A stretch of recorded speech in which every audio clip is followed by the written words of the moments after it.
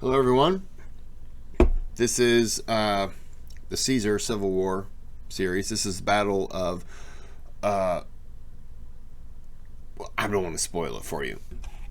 And if I pronounce these for you, then you'll never learn how to say them on your own. So, I'm helping you out. Something like that. Video, by the way. The first moves in the civil war between Caesar and Pompey were made. Italy is now under Caesar's control, while Pompey has retreated to Greece. Caesar decided to secure his western flank by destroying Pompeian legions in Spain, and that led to the battles around Ilerda. In this video we will conclude the Ilerdan campaign and the Siege of Massilia, as Pompey's lieutenants attempt to stop Caesar's legions. Organising stories can be hard, but it doesn't have to be, and the sponsor of this video, Campfire Pro, is writing software with tons of tools to keep you organised. Caesar's campaign in Spain seemed to be on the edge of disaster. He was stuck in the middle of enemy territory, cut off from his almost 6,000 auxiliary reinforcements and the precious supplies they were bringing, and was days from being starved out. If he was to reclaim the situation, Caesar would need to take control of the eastern bank of the river Sicoris and secure his supply line. With the bridges unable to be repaired due to high water and marauding Pompeian forces, Caesar came up with a different plan. He began construction of several small boats of the kind he had seen in Brittany, made of lightweight timber and animal hides. He then ordered a small detachment to take these boats by wagon at night almost 34 kilometers up the river. These men then crossed the river, fortifying a small hill, giving Caesar a small foothold on the eastern bank. Once this was established, a legion was sent from the main Caesarian camp up the river to construct a bridge from the western bank, while the initial detachment assisted from the eastern bank. Within days of beginning, they had the bridge constructed, providing a route between the eastern bank and Caesar's camp, stabilizing his supply line, and allowing the reinforcements from Gaul to meet up with his legion encamped on the west side. With this influx of troops, particularly the prized Gallic cavalry, Caesar was finally able to harass Pompeian foraging parties on the eastern bank and begin to regain control of the situation. While the Ilerdan campaign was underway, the Siege of Massilia was still being fought. For the most part, the siege had thus far been uneventful. Ahenobarbus had largely spent his time amassing a larger navy, and the Romans had been building siege equipment while Brutus's ships blockaded the port. But once his fleet was suitably built up, Ahenobarbus sailed his force out of harbour, hoping to break the blockade and thus bring supplies into the city. He had managed to put together a force of 17 warships, as well as several smaller vessels manned by archers, against Brutus's 12. The Massilian ships were also lighter and more navigable compared to the rather cumbersome ships that the legions had built. However, Brutus did have the advantage in quality of fighters. Ahenobarbus's men were largely farmers and local Massilians pressed into service, alongside allied archers, while Brutus's ships were crewed by legionnaires who had specifically volunteered for the task. If Brutus could catch Ahenobarbus in close quarters fighting, the battle would be his. As the fleets met, the Massilians used their agility and range to their advantage, circling the Caesarian ships and peppering them with missiles, or sailing past to sweep Brutus's decks with arrows and smash his oars. But when the Massilians got too close in this manner, the legionnaires would throw across grappling hooks, pulling the Massilian ships close, holding them fast and boarding them.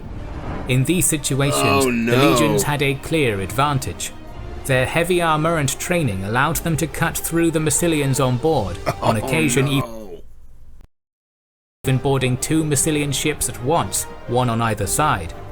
Though Caesar notes the bravery of the Massilians, they were simply not equipped to fight hand-to-hand with legionnaires like this. The Massilians were forced back into port, having lost more than half their ships, and the blockade continued. This victory at Massilia... I did not expect the grappling hook part. Because I just thought, why are they just sitting there? They're just, sitting ducks. Oh, got it now. It's pretty slick. coincided with a continuous change of fortune at Ilerda. With the new bridge completed, Caesar's superior Gallic horsemen were able to harass the Pompeian foragers, and were even able to force them to resort to foraging at night.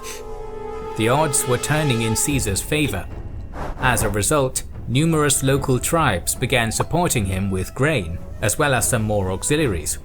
Seeking to apply even more pressure to Afranius, he began construction of a number of ditches to divert the river Sicoris and create a ford close to his camp, which would allow even more of his men easy access to the eastern bank, rather than taking the circuitous route to the bridge up the river, thus completely removing the Pompeians' chances of foraging. Afranius recognized how precarious his situation was becoming. Running out of food, and with local tribes pledging allegiance to Caesar threatening to surround his position, he decided to make a tactical withdrawal to further Spain to continue the fight on his own terms, with the advantage of Varro's 2 extra legions. Afranius ordered a few ships on the river Ebro to construct a pontoon bridge 30 miles to the south, providing an escape route. At the same time, Afranius ordered 2 legions across the stone bridge to the eastern bank, establishing a fortified position in preparation for the evacuation of the rest of the army. When Caesar learned of this, he saw his opportunity to catch Afranius.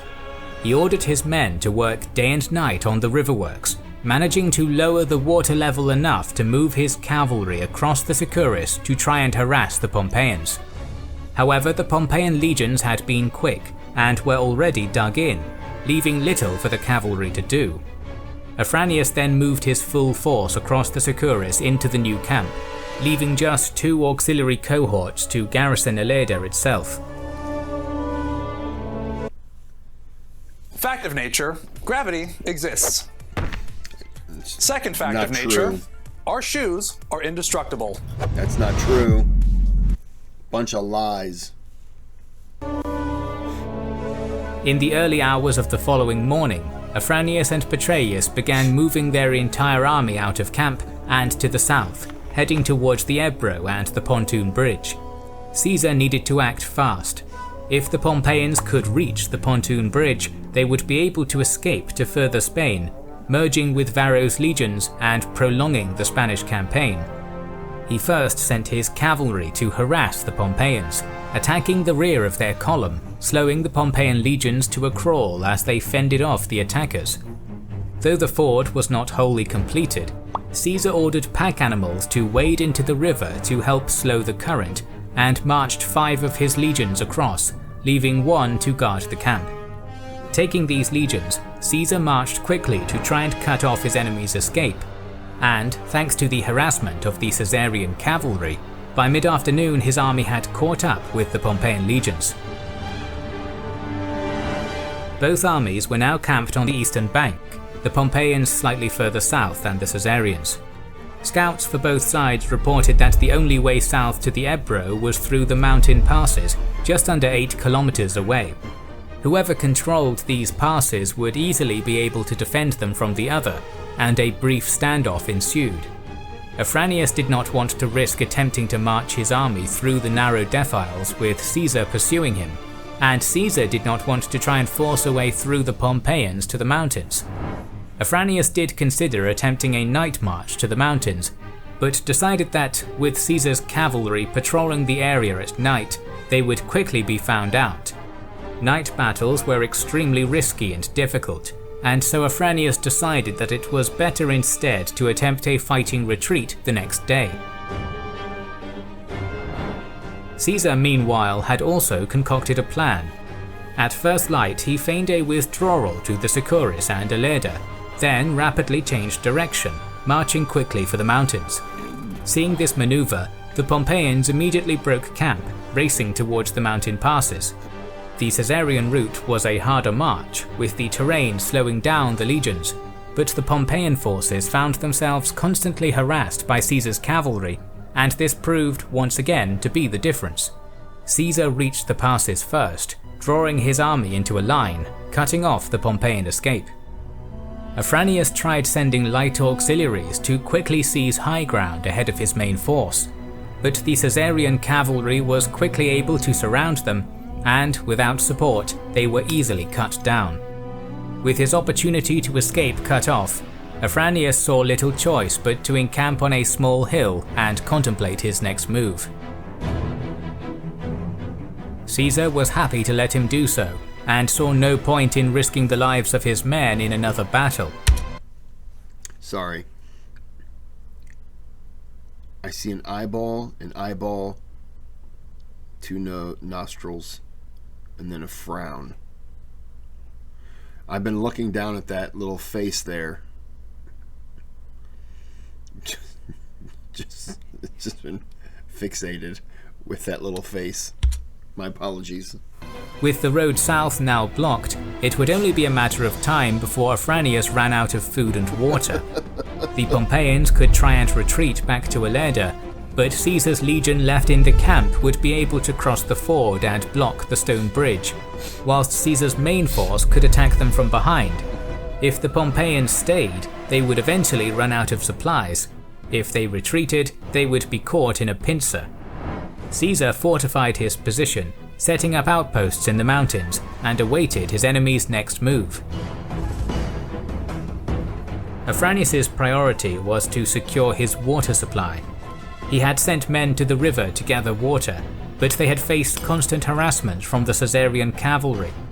In response, his legions had built a rampart from his camp to the river, allowing his men to collect water from behind the defences, bringing the fighting to a pause. As the Caesarian troops also came to the river for water, men from both sides began talking to each other. Caesar's legions contained many Iberians, and they began to ask the Pompeian legions about family, friends, and discuss the politics of the war. Old friends and acquaintances from both sides met, bringing them back to their camps to drink and reconnect. Some of Afranius's Spanish allies, and even some officers, went over to Caesar's camp to speak with Caesar personally. Caesar attributes these actions to his not having committed to a full-pitched battle the day prior, and that the Pompeians saw this as an act of leniency.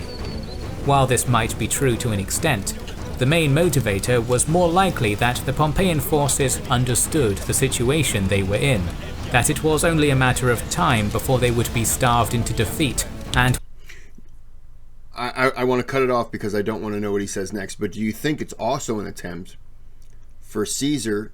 I mean, he's got control of the battlefield. Pompey's men pretty much know we're kind of screwed here.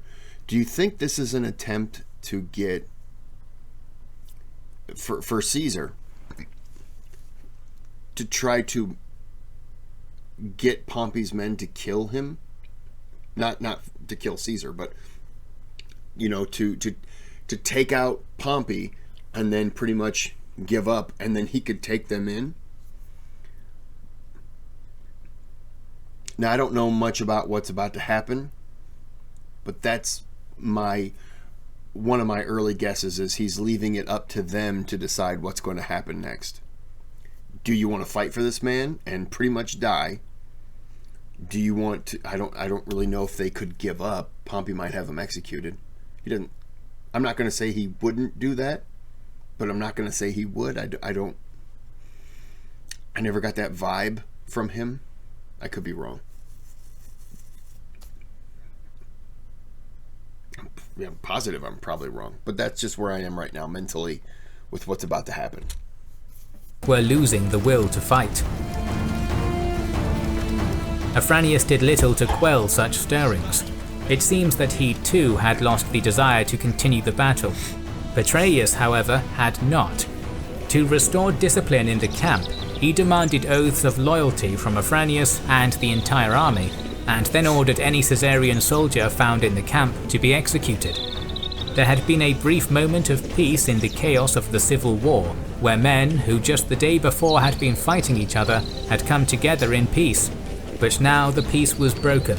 the soldiers returned to their respective camps and prepared once again for battle. In a last-ditch attempt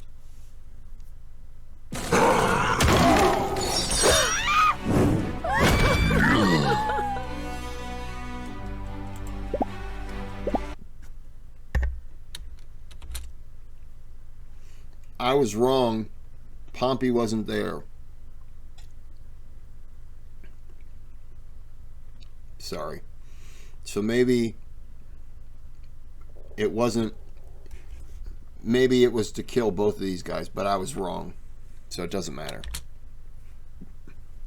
In a last-ditch attempt to retake control of the situation, Petreius attempted to retreat back to Ilerda. The entire way, the Pompeians were harassed by Caesar's cavalry and shadowed by his legions, blocking them from crossing the Sicoris at every turn and slowing them down to a grueling pace. On the third day of this harassment, the Pompeians were forced to set up camp on unfavourable terrain. Caesar saw his opportunity and began work on his own earthworks surrounding the Pompeian camp, a similar tactic to Alesia, cutting off any possibility of foraging. Blockaded on all sides, devoid of water, and having been harassed for days, the Pompeians finally sued for peace. Caesar, never one to miss out on a public relations opportunity, promised leniency for all the men and officers, including Afranius and Petreius, in exchange for the complete surrender of the army and the promise that none of them would take up arms against him. The Pompeians gratefully accepted. With the I'll say that it's a very smart thing on Caesar's behalf to get people out of the war. And I'm sure back in those days, you just got a reprieve. You're going home. You're going to be with your family. Like, this war is over for you. You're alive. Why do anything to jeopardize that? surrender of this main Pompeian army, Caesar assigned 4 legions, the 6th, 9th, 11th and 14th, to accompany the Pompeians to a safe location and disband them, before heading back to Italy. Caesar meanwhile took the 10th and 7th into further Spain to confront Varro. Varro, who had initially been encouraged by the early reports of Afranius' success at Ilerda, had been gathering more forces, raising another 2 legions, giving him a total of 4. When news came to him of Caesar's victory at Ilerda, he began to march 2 legions to Gades, where he planned to hold out and prolong Caesar's war in Spain. However, news of Caesar's victory at Ilerda had spread fast, and the locals had seen the writing on the wall. The chiefs of local tribes met Caesar at Corduba and pledged allegiance to him, and the chief of the Gades closed the gates of the city to Varro. To make matters worse, one of Varro's legions that was with him mutinied, striking their colours. Having lost the support of his army and the locals, Varro sent word to Caesar that he was ready to surrender. Cassius Longinus was assigned as governor of Spain by Caesar and assumed command of Varro's 4 legions, making them the 21st, 22nd, 23rd and 24th. Pompey's entire Spanish army had now either been disbanded or had sided with Caesar after just a couple of months. Taking his 2 veteran legions, the 7th and 10th, Caesar left Hispania to rejoin his forces at Massilia. The Siege of Massilia was still ongoing. Trebonius, who had been left in command of the legions during the siege, had constructed trenches, walls and towers blocking off the peninsula upon which the city stood. Brutus maintained the blockade from the sea, so together they effectively surrounded Massilia. The city would not be easy to take though. Its position was ideal for defense, funneling any land forces onto one front, and the city was protected by high, strong walls topped with ballistae. Trebonius had ordered the construction of a siege ramp, as well as a battering ram, but the Massilian ballistae and numerous sorties had been effective in slowing the Romans' construction of their engines, and had, so far, dissuaded any serious assault on the city's walls. The Massilians had also made repairs to their fleet following their previous defeat, bringing the number of warships back up to 17. However, most of these ships were refitted merchant vessels or old warships crewed by lightly armed archers. The Massilians simply could not afford to move their best infantry from the walls to the ships. Fortunately for them, however, Pompey had sent a fleet of 16 ships to reinforce them. These were commanded by Lucius Nasidius, and though were mostly hastily built smaller ships, some had bronze rams, presenting a serious threat to Brutus's navy.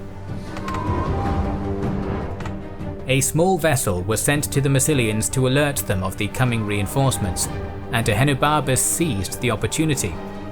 Sending the Massilian navy out, they slipped Brutus's blockade and met Nasidius's fleet at Taurois, just down the coast from Massilia. Brutus too had increased the size of his fleet, having captured 6 ships in the previous battle and manned them with legionnaires. Although outnumbered almost 2-1 by the combined navies of Nasidius and the Massilians, Brutus had the distinct advantage in quality when it came to hand-to-hand fighting.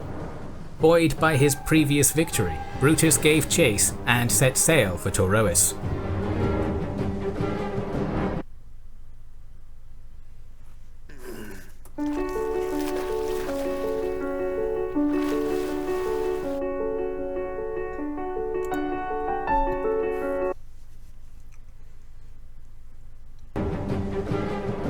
The Massilian ships were stationed on the right, with Nasidius and his fleet on the left.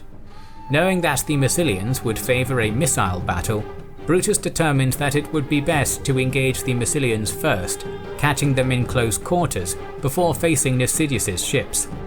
He therefore determined to focus almost all his ships on the Massilians. As they had done previously, the Massilians attempted to use their agility and superior seamanship to outmaneuver and separate Brutus's ships. This was an effective tactic, and when they could separate a Caesarian ship, they would pepper it with javelins and arrows, inflicting numerous casualties. However, once again, whenever they drifted too close, Brutus's men would cast their grappling hooks, pulling their foes close and boarding them. Once boarded, despite the bravery and determination of the Massilians and their allies, they were simply outclassed by Roman discipline and weaponry and were butchered on the decks. In a frantic attempt to win the engagement in one decisive move, the Massilians targeted Brutus's own ship, distinguished by its standard. 2 Massilian ships attempted to ram the ship from either side, catching Brutus in a pincer. Just as they closed in though, Brutus's ship darted forward, the 2 Massilian vessels colliding into each other head-on. Oh, no. Now disabled, they made easy prey for Brutus's ships, who quickly set on them, sinking them both. It was at this point that Nasidius abandoned the battle, taking his entire fleet with him. Seeing there was no chance of victory, the Massilians quickly followed suit. Brutus had won without losing a single ship and sustaining only light casualties, while the Massilians lost a total of 9 ships, 5 sunk and 4 captured. It is unknown why Nasidius did not commit his men. Caesar blames it on cowardice. However, given that he and the fleet sailed to Spain immediately following the battle, it is possible that Nasidius, upon seeing the Massilians being decimated by Brutus's men, thought it better to pick a later engagement where the odds would be more in his favour. Whatever the reason, he had not lost a man, never having engaged in the battle. The remainder of the Massilian fleet limped back to its home port and would not emerge from it again. Caesar was consistently complimentary of the Massilians who manned their ships, most only being citizens wanting to fight for their city, and he admired their bravery and determination. Against the skill and heavy arms of Roman legionnaires, however, they simply did not stand a chance. With the naval battle won, the Romans turned in earnest to the land assault. A way was needed to assault the walls without risk of missile fire, and without risk of the siege engines being burnt during a sortie. As such, Trebonius began work on a huge tower. The tower was 9 meters each way, with walls almost 2 meters thick of brick and clay. The Romans built the first layer of this tower, topping it with a lid with long screens attached to the sides. They then used screws and levers to raise this lid, the screens hanging down to cover the gap between lid and wall, and would then build the wall up to the height of the lid. They continued this process until the tower was 6 stories, building in shooting platforms for archers and ballistae as they did, allowing their men to fire down on the enemies on the wall.